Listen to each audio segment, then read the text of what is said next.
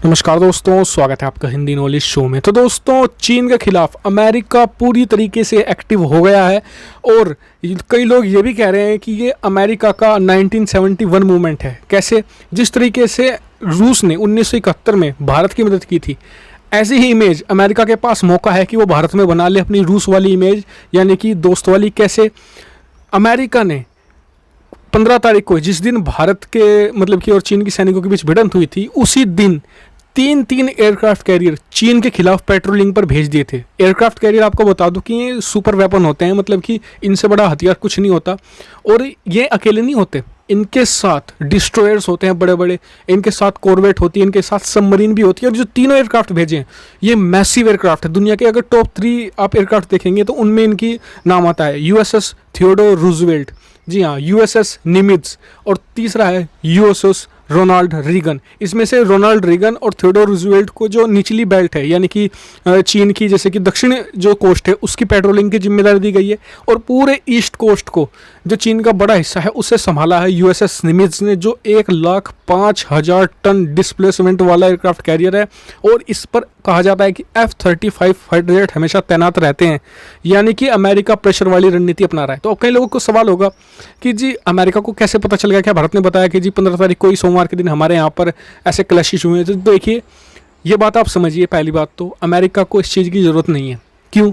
America के पास दुनिया के सबसे खतरनाक और सबसे एडवांस मिलिट्री सैटेलाइट्स हैं।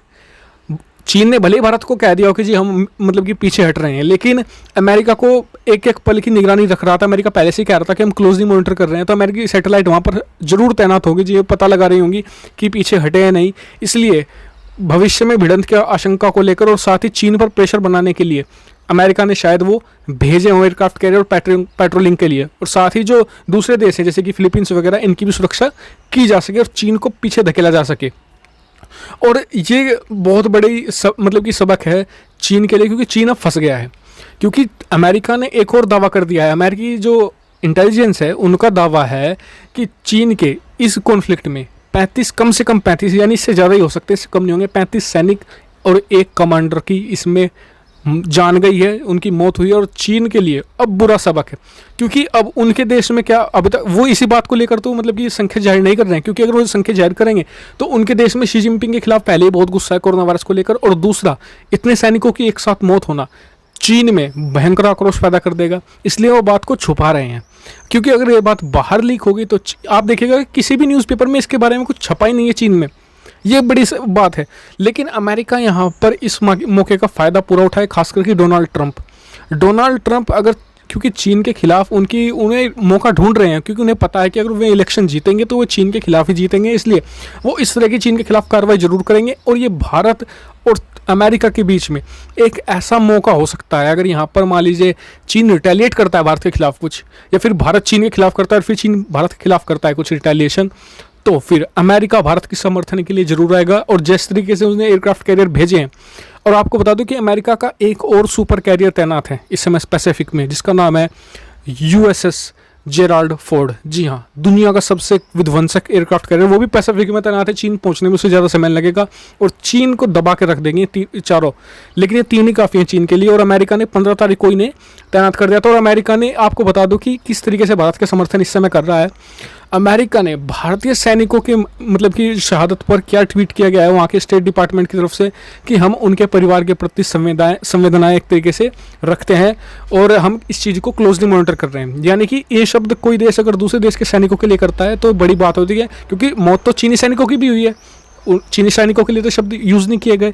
यानी कि अमेरिका अलाइन है पूरी तरीके से भारत के साथ में। ऐसे में रूस बहुत पीछे छूट गया है।